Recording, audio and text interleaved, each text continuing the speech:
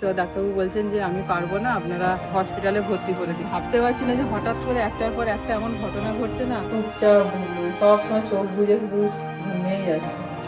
যেতে হবে তো, রাত্রিরে খাবে আর কালকে সকালে খাবে, ব্যাগ পুরো তোমার ফাঁকা হয়ে যাবে। ওই যে ট্রেন আসছে। হ্যাঁ, নমস্কার, কেমন আছেন সবাই?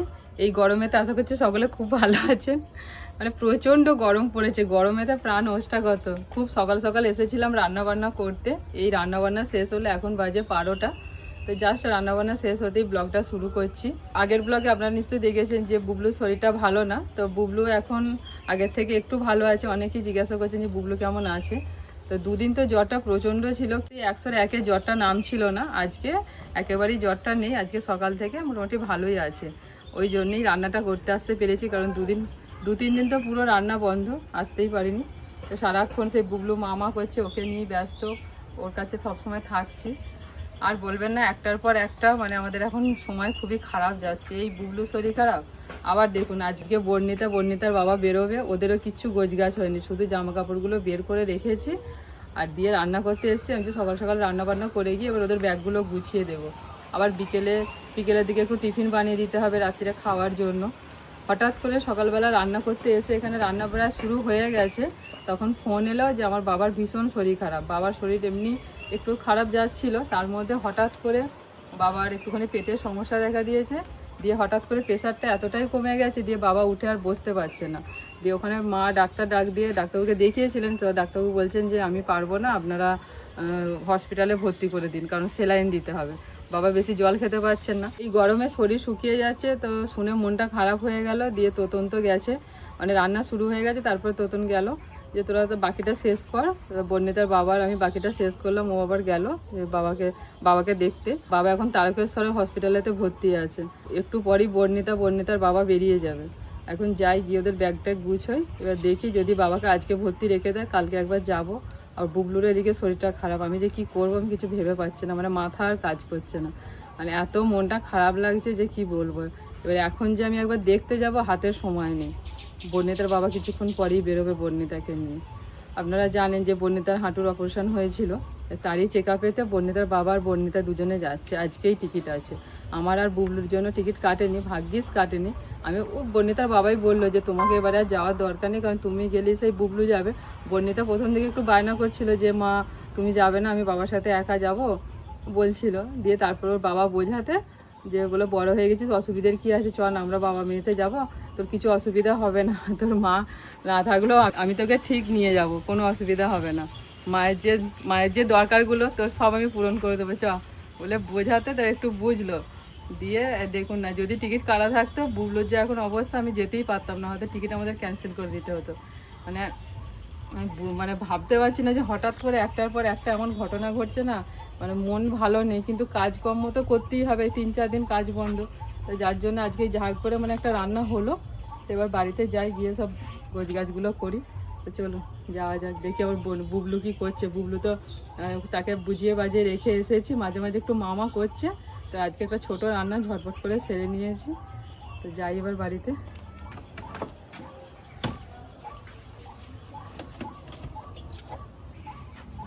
চাবিটা ব্যাগে নিয়ে চল, খাবারটা নিয়ে নিই।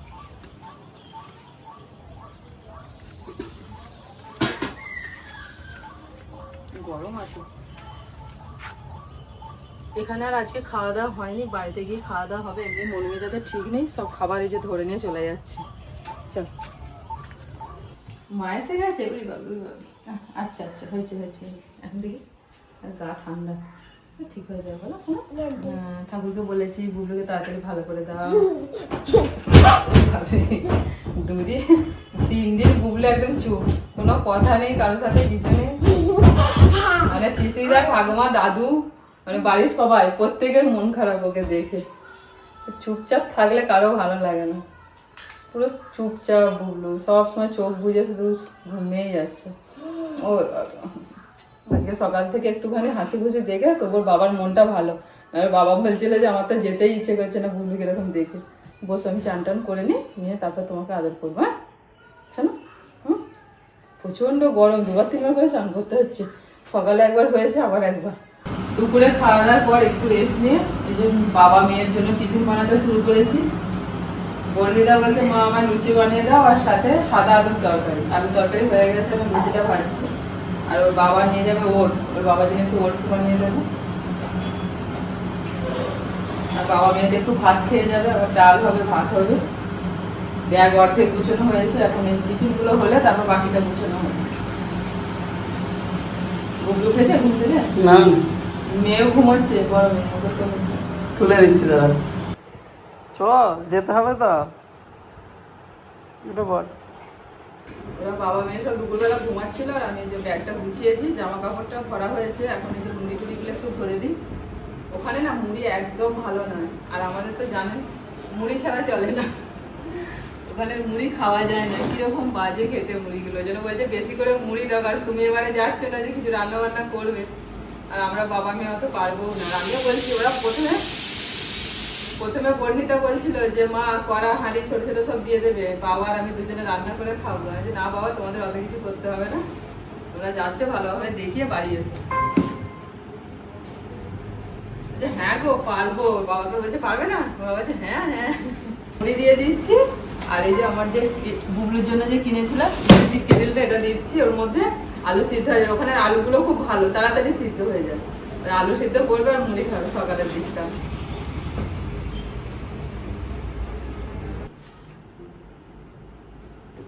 এরকম সবই তো মানে মনে হচ্ছে যেন অ্যাটাচি করে শুধু মুড়ি নিয়ে যাচ্ছি। চেকিং হলে তো সবাই মানে আমাদেরকে নমস্কার করবে। ওই জামা কাপড়গুলো বেশি ওদিকটা দিয়ে দিই। মুড়ি স্মাগলিং করছে অন্য রাজ্য থেকে আরেক রাজ্যে। অনেকগুলো প্যাকেট মুড়ি আছে, খুব খারাপ ওখানে মুড়িগুলো, কেমন একটা কিরকম অদ্ভুত টাইপের। চালটাও তাই। আর দিও না অনেক হয়ে গেছে। একটা প্যাকেট আমি ওই পিঠে ব্যাগে দেবো, সেটা হচ্ছে কালকে সকালে খাওয়ার। তুমি কি খুঁজছো হয় যে তোমার পেছন দিকে পিঠে ব্যাগ? এই পিঠে ব্যাগের মধ্যে যেগুলো কাল সকালে খাবে সেগুলো পিঠে ব্যাগের মধ্যে দিয়ে দেবো। ট্রলি ব্যাগটা বেশিরভাগ না খুলতে হয়। আচ্ছা, একটা এক্সট্রা ব্যাগ দিয়ে আর ওই আর ওইটাকে রাখবে তো? হ্যাঁ, তাহলে এটা তো বেশ বুঝাচ্ছি। বাক্স সমাজে নিলে হবে না, এত বড় বাক্সটা ধরবে না। ওই তারটা দিয়ে দিও। এই তো ভালো করে লুচি বানিয়ে দাও। হ্যাঁ তারটা দিয়ে দিয়েছি। কি ওটা করে রান্না করবি? এটা করে মাটন চিকেন সব বানাবো। মেয়েই বলেছে তো, বলেছে যে রান্না করে সব বলেছে ঠিক করে খাবে। যাচ্ছে না, আমার কি চিন্তা হচ্ছে তোরা কি করে কি করবি। ওই পিসিমা ওই এক কথা বলছে, দেখুন না সব ঠিক হয়ে যাবে। এটা এরকম ভাব দিলাম, অসুবিধা হবে না, কিচ্ছু অসুবিধা নেই, সব ঠিক আছে। একটু খাইয়ে দিই।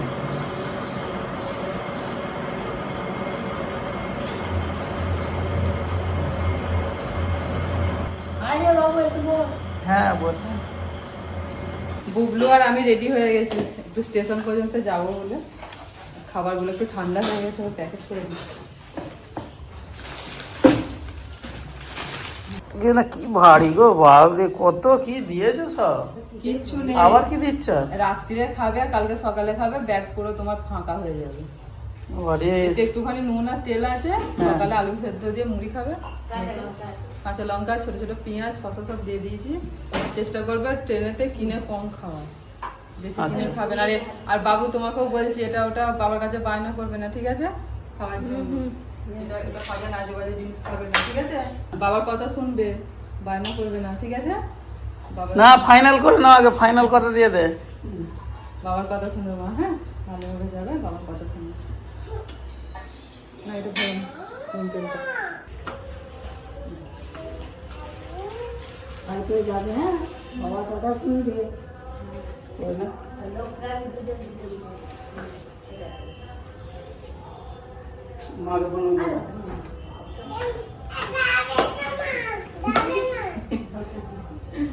এটা তখন খেয়ে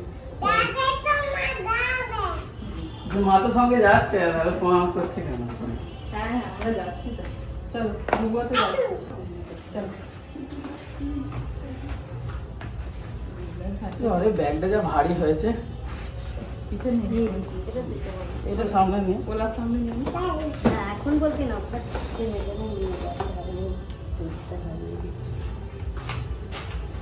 চলো চলো বুকু, এইটা নেবে, মামা নেবে, চলো। ওই গাড়িতে নয়, ওই গাড়িতে নয়। এই কিছু না, বলছে ওই গাড়িতে নিয়ে যাবো। তো ভাবতে সবাই মিলেই যাচ্ছি, কিছুই এখন কিছু বলে বুঝতে পারে না তারা।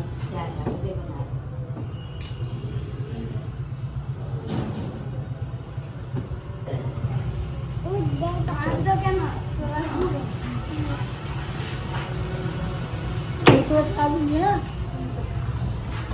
দাঁড়াও বাবু, বাইকটা বের করি বাইরে। মনে হচ্ছে তো আগের ট্রেন পেয়ে যাবো গো কৃষ্ণা। হ্যাঁ সেই ভালো। হ্যাঁ ধীরে সুস্থে যাওয়াই ভালো। এটা 8:23 গো, 8:23। এখন এই একটা ট্রেন গেল, এরপরে একটা, তারপর হচ্ছে হরিকলকাতা। গতকালে যখন গিয়েছিলাম তখন সেম এরকম চলে এসছে, দিয়ে যে ট্রেনটায় আসবো বলে এসেছি তার আগেরটায় চলে গেছে। ওরাও মনে হচ্ছে তাই করতে হবে, দেখি কতটা দূরে। বুঝলো, ভালো থাকবে। হ্যাঁ 6টা 7টা 8:43, 8:43 এখন দেখি চলছে। শোন না 10 মিনিট পুরো দিয়ে চলে যাবে। 8:43, তারপর 8:57, 8:43 চলে যাবে। এই বুবলি এসো, বাবাকে যে একবার বলে নি, একবার দেখো একটা জিনিস দেখায়। এই শোনো, শোনো না। হ্যাঁ এ বললো কদিন বুবলু বাড়ির মধ্যে রয়েছে, ওদের জন্য মাথা কাজ করছে না। বাইরে বেরোলো আজকে বেরিয়ে বাড়িতে আসতে কত কথা হয়েছে। বুবলো, মাকে নিয়ে ভালো করে থাকবে, ঠিক আছে? মাকে নিয়ে ভালো করে থাকবে। কোথাও যাবো না, যাচ্ছি তো আমরা, ঠিক আছে? মা যেন দুষ্টুমি না করে, ঠিক আছে? তুমি দেখবে তো?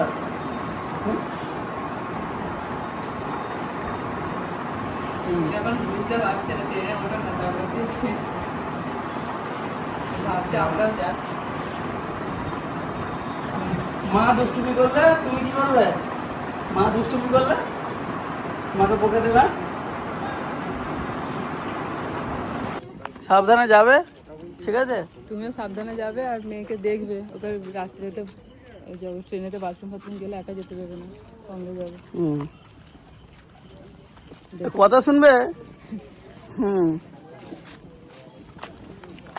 বুবলু, তুমি ভালো হয়ে থাকবে, হ্যাঁ? আমাকে দেখবে তো, তোমার উপর দায়িত্ব দিয়ে যাচ্ছি কিন্তু, ঠিক আছে?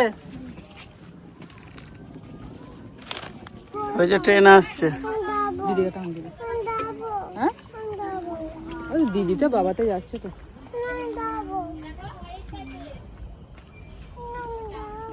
আসছে, সাবধানে যাও।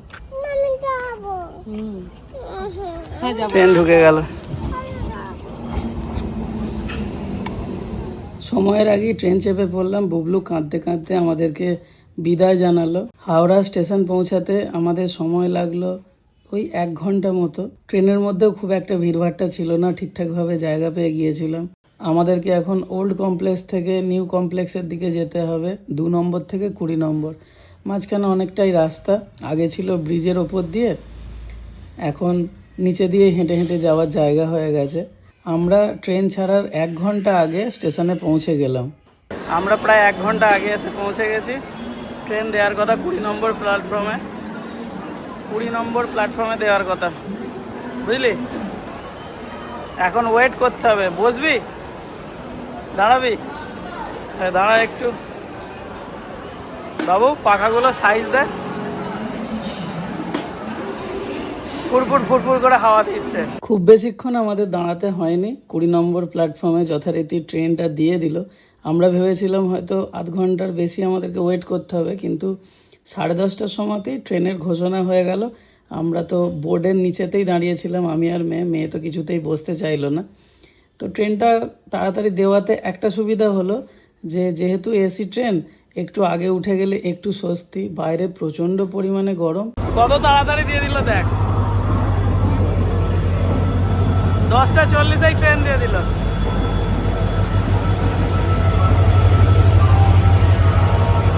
আমাদের সিটটা এবার একদম ঠিকঠাক হয়েছে। এইটার উপর একটা নিচে পাওয়া গেছে, মা থাকলে না তিনটে হতো। এবার এই যে সাইডের দিকে হয়েছে ঠিকঠাকই বলেছে, বেটার। তুই কোথায় বসবি বল, ওপরে না নিচে? হ্যাঁ, যেখানে ইচ্ছা বসবি। রাতের দিকে ইচ্ছা গেলে ওপরে শুয়ে পড়বে, ঠিক আছে? মা থাকলে 3টে সিট হতো, 3টে সিট হলে এই ভিতরের দিকে 3টে হলে ঠিক ছিল। না হলে সেই আমাদের তো শুধু পড়ে কিরম পড়ে বলতো, ওই ওপরের দিকে 2টো পড়বে আর মাঝখানে একটা পড়বে। ট্রেনে উঠে পড়েছি। কি করছো? হ্যাঁ, কিন্তু অনেকটাই দেরি আছে, 20 মিনিট দেরি আছে। অনেক আগে ট্রেন দিয়ে দিয়েছে।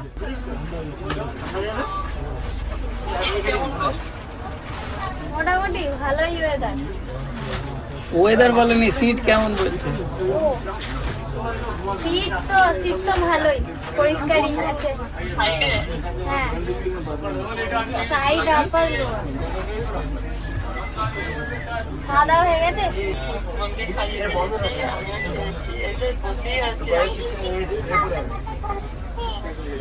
কি বলছে বাবু? কি বলছে? বলছে দিদি তুই বাবার কথা শুনছো? হ্যাঁ হ্যাঁ, নবো এখন সবাই গোছগাছ করে বসছে ঠিকঠাক ভাবে, তারপরে এই একটুখানি পরেই খেয়ে নেবো। এই তো মনে হচ্ছে এই মাত্র ভাত টাত খেয়ে বেরোলো। হ্যাঁ রে বাবু, ভালো খাসনি? অল্প একটু ছিল। ঠিক আছে। আমি ফোন করতে যাচ্ছিলাম, তারপর ভাবছি যে এখন ট্রেনটা উঠবে, ঠিকঠাক হোক। হ্যাঁ, তাহলে আর খাওয়া দাওয়াটা করে নিতে হবে তো, ট্রেন ছেড়ে দিল। খাবি বার করবো? হ্যাঁ, খিদে পাচ্ছে। সবাই মোটামুটি বসে পড়েছে। ট্রেন ঠিকঠাক টাইমেই ছাড়লো, 22-এ ছেড়ে দিল, 20-তে টাইম। আজকে আমাদের ডিনারে আছে বাবার জন্য ওটসের খিচুড়ি, আমার জন্য সাদা আলু চচ্চড়ি আর লুচি। একদম, তার মধ্যে আমি অর্ধেক খেয়ে নিয়েছি, আর 10টা লুচি ছিল। 4-5টা খেয়েছিস নাকি এখনো? খাওয়া দাওয়া কমপ্লিট করে এই যে মেয়ের জন্য এই যে বিছানা টিছানা করে দিয়েছি, আমার নিজেরটাও করেছি। এবার আর কি আজকের মতন গুড নাইট করে দেবো। এখন 12:30 মতো বাজে, কাল সকাল থেকে আবার ব্লগ স্টার্ট করবো। বর্ণিতা পছন্দ করলো যে ওপরে শোবে, ঠিক আছে কোনো অসুবিধা নেই। তবে এবারে আমাদের যেভাবে সিট পড়ছে তাতে আমরা খুব খুশি আর কি। এবার এই লাইট টাইট ধীরে ধীরে সবাই নিভিয়ে দিচ্ছে, আমাদের লাইটও বন্ধ করে দেবো। টিকিট চেকিংটা বাকি ছিল, টিকিট চেকিং করে নিয়ে চলে গেছেন। তো আজকের মতন কাজ সব কমপ্লিট। তো গুড নাইট, আগামীকাল সকাল থেকে আবার আপনাদের সঙ্গে দেখা হচ্ছে। আজকের মতন টাটা।